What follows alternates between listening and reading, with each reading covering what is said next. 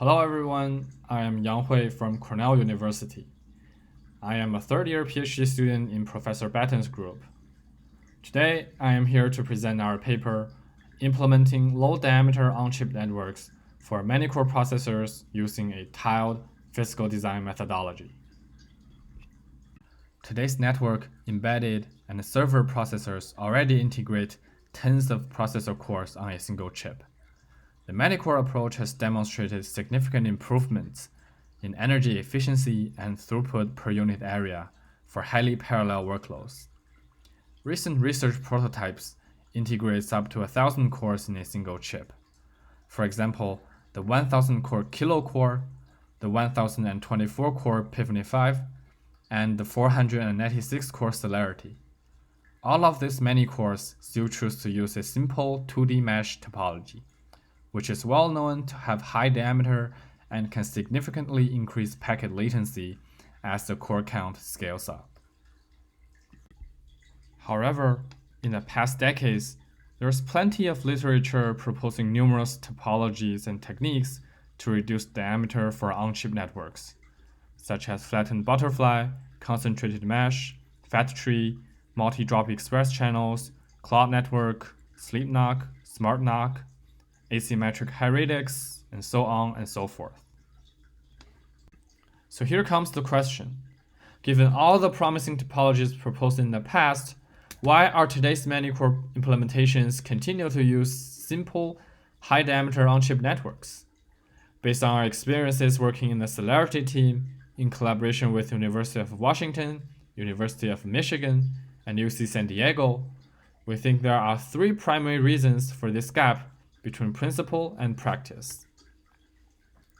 First, Manycores require simple and low-area routers. Manycore processors, by definition, use simple and small cores, leaving only a small portion of the chip area for network routers.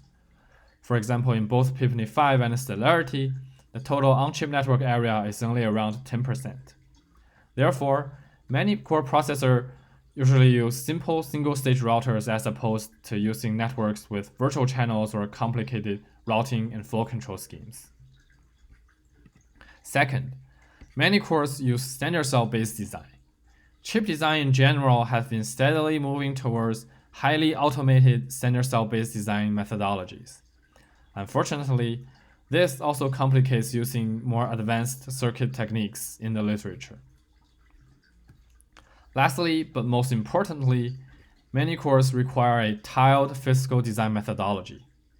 A Manycore processor may have billions of transistors, making physical design a critical challenge in actual chip implementation. A tiled physical design methodology is the key to overcoming this challenge. A tiled physical design methodology adheres to three constraints as follows. First, the design is based on tiling a homogeneous hard macro across the chip. Second, all the chip top-level routing between hard macros must use short wires to neighboring macros. Third, timing closure for the hard macro must imply timing closure at the chip top level. In other words, if the hard macro meets all the timing constraints, the entire chip should be expected to meet timing constraints as well. Unfortunately, a tiled physical design methodology rules out many low-diameter, high-radix topologies proposed in the literature, which require long global channels routed at the chip top level, or heterogeneous hard macros. And it naturally leads to a 2D mesh topology. The mesh router is simple, only has short links to neighboring routers, and is well suited for a tiled physical design methodology. However, we're going to show that by carefully designing the hard macros, it is possible to implement low-diameter on-chip networks for Manycore processors using a tiled physical design methodology. The rest of the talk is arranged as follows. I'll first introduce some promising topologies for Manycores, then I will show some analytical modeling results to narrow down our focus. After that, I'll present more realistic ASIC results for some selected topologies. And lastly, I'll give a short introduction about OCN framework, which is extensively used throughout this paper. In this paper, we target a 16 by 16 Manycore. To choose an appropriate core area, we implemented a RISC-V RV32IMAF in-order processor with 4 kilobyte instruction and data caches in RTL. We pushed it through a commercial ASIC 2-flow in a 14 nanometer process. The area breakdown is shown in the table on the bottom right corner. The area roughly corresponds to a 3mm by 3mm chip.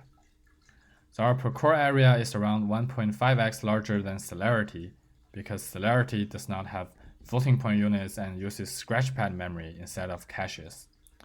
Our per core area is around a third of PIFNI-5 because in PIFNI-5, the core is dual issue, supports a full-featured 64-bit ISA, and has 64 kilobyte memory per core. One technique that can potentially be applied to Manycore processors is Rouge channels. Rouge channel is concurrently proposed by our group and Professor Mac Taylor's group in this conference.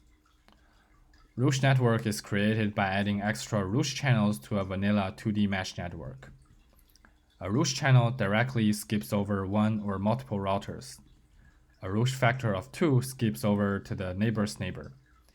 A Rouge factor of 3 skips over to the third closest neighbor in a certain dimension. It's straightforward that Rouge channels can reduce network diameter because they reduce both the average router hop count and the average channel hop count. Rouge channels also increase the number of bisection channels as well as the router radix, which may bring area overhead. The other technique is concentration.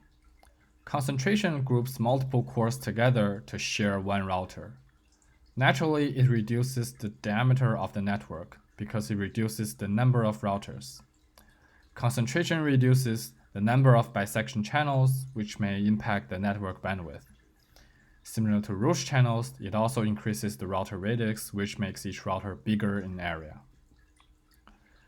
So combining Rouge channels with concentration yields many interesting topologies. However, Rouge channels introduce long global channels and seem to violate the tiled physical design constraint that all global routing must be short. So next, I'm going to show how we map these topologies to a tiled physical design methodology and solve this problem. First, let's start with no Rouge channels. Let me first explain our notation here. So the number after C is the concentration factor and the number after R is the Rouge factor. For example, mesh C4R0 means concentration factor of 4 and a Rouge factor of 0, which means no Rouge channels.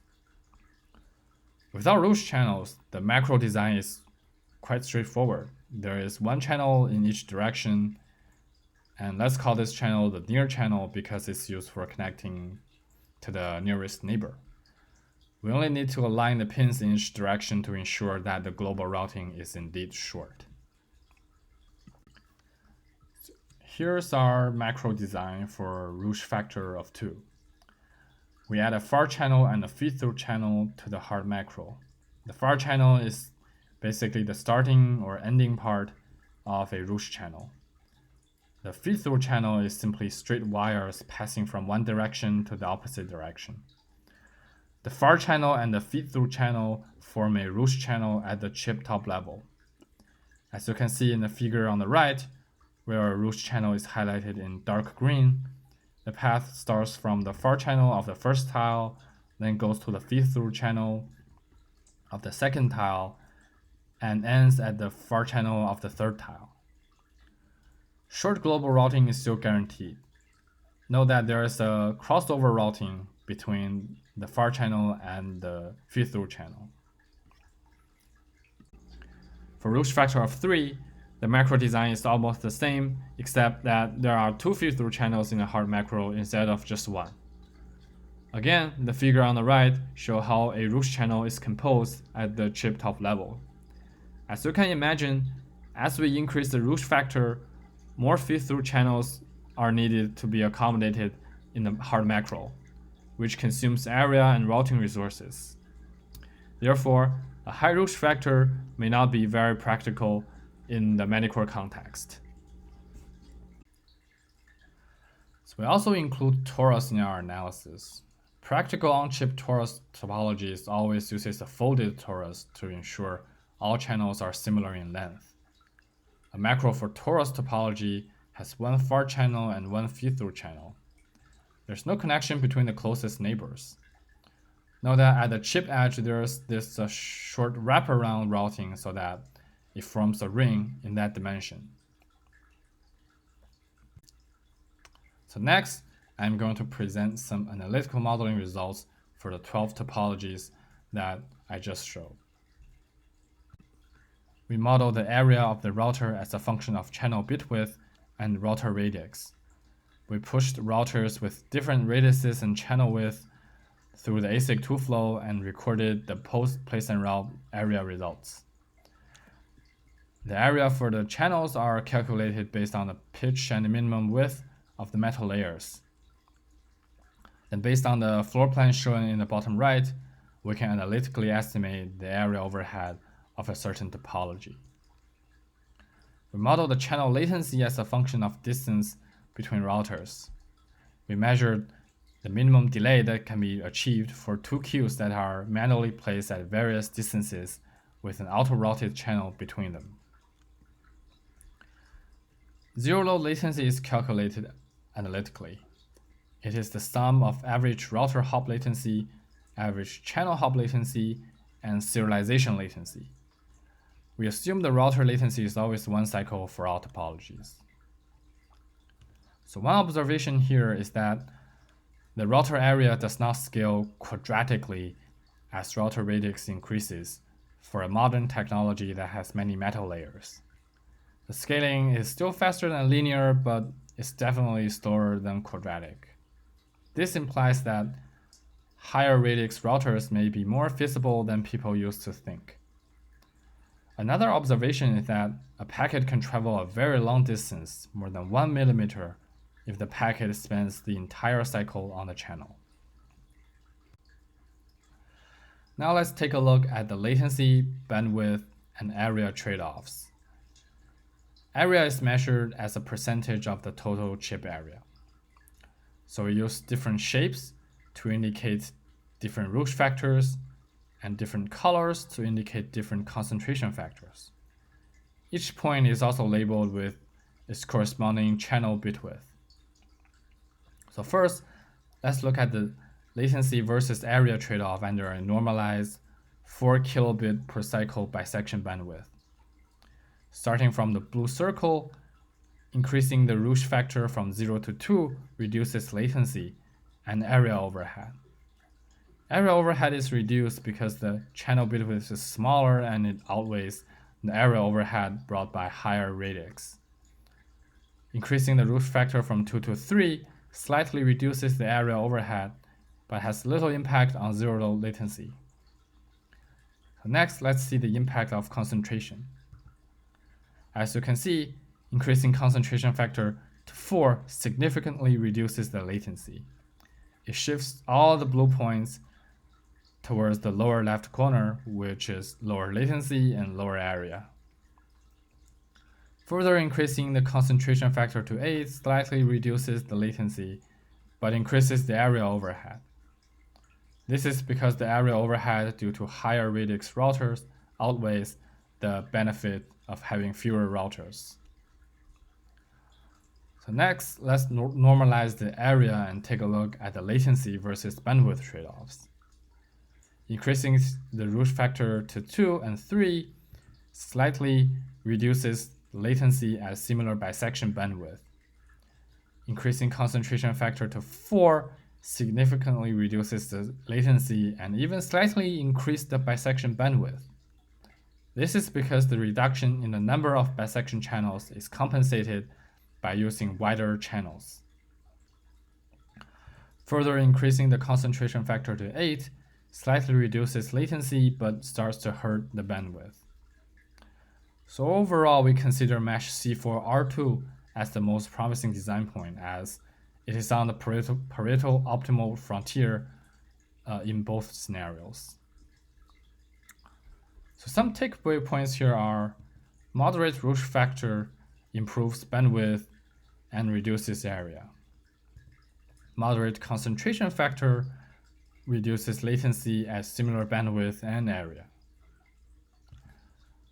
Also, note that increasing root factor does not necessarily improve latency, particularly when area is constrained, because it may lead to narrower channels, which increases the serialization latency.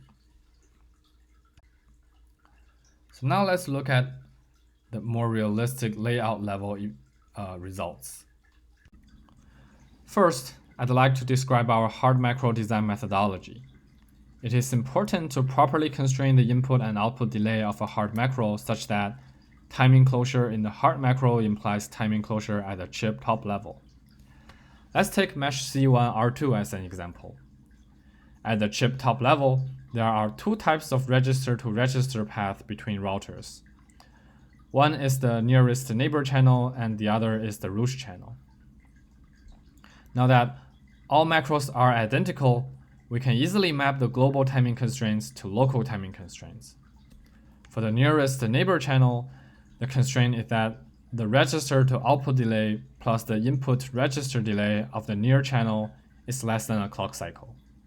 For the root channel, the constraint is that the register to output delay of the far channel plus the input to output delay of the feed-through channel plus the input to register delay of the far channel is less than a clock cycle. Of course, in practice, we also leave a small slack for the short global routing. The technology we're using has 13 metal layers, and we use 3 metal layers for horizontal routing and 3 layers for vertical routing within a macro. We use dummy cores to connect to the injection and ejection port of the router to prevent the ASIC to-flow from optimizing away any related logic. We put routing blockages on top of the core area to prevent the ASIC to-flow from using any routing resources that should be reserved for the real cores. So here are the photos of some example hard macros. The number after B indicates the channel bit width. For example, mesh C1R0B32 means concentration factor of 1, root factor of 0, and 32-bit channel bit width. As the channel bit width increases, the channel gets wider, and the router area gets larger. For each topology, we also experimented with zero channel latency. We removed the channel queue so routing, arbitration, and channel traversal altogether take 1 cycle. We found that mesh C1R0 is the only topology that can achieve 0 cycle channel latency. So here we use Q0 to indicate such designs. As you can see, the Q0 router is slightly larger because it pushes the ASIC to-flow to use larger and faster sender cells. The channel area of torus C1R0B32 is as wide as mesh C1R0B64 because each torus macro has 2 channels in one direction. So here are 2 macros with concentration factor of 4.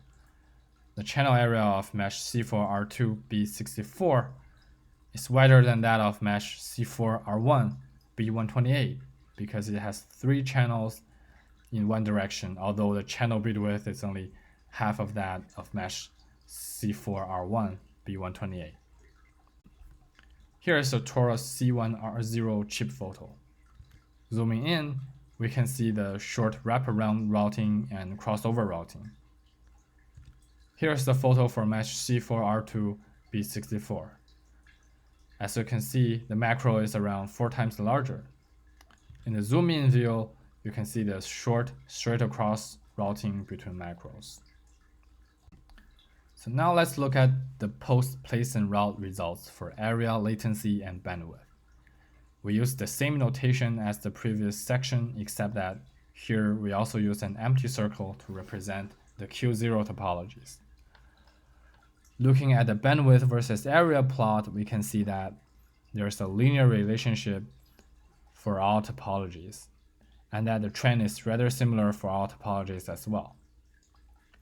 Next, let's look at the latency versus area curve for both 64-bit message size and 256-bit message size.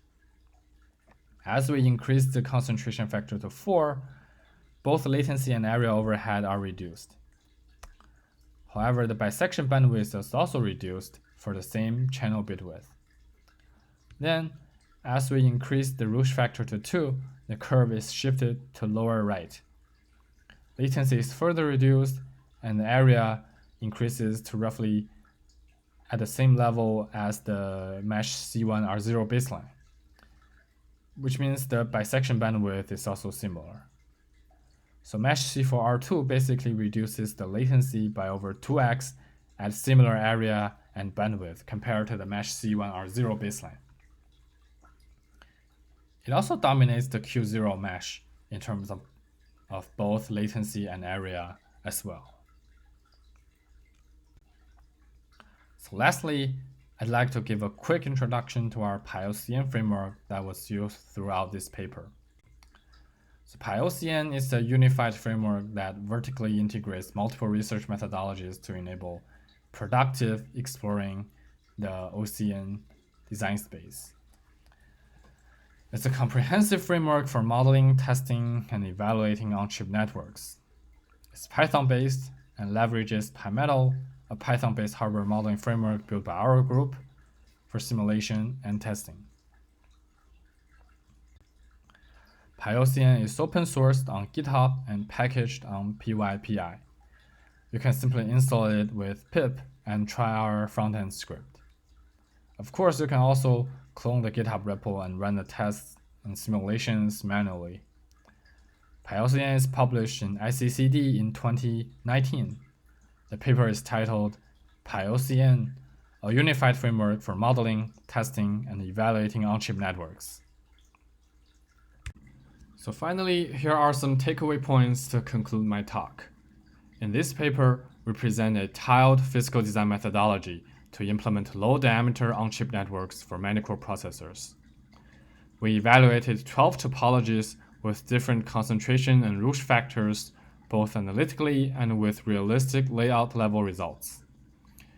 We think long channels are the key to fully exploiting the VLSI wiring capability, but in the meantime, must leverage a tiled physical design methodology.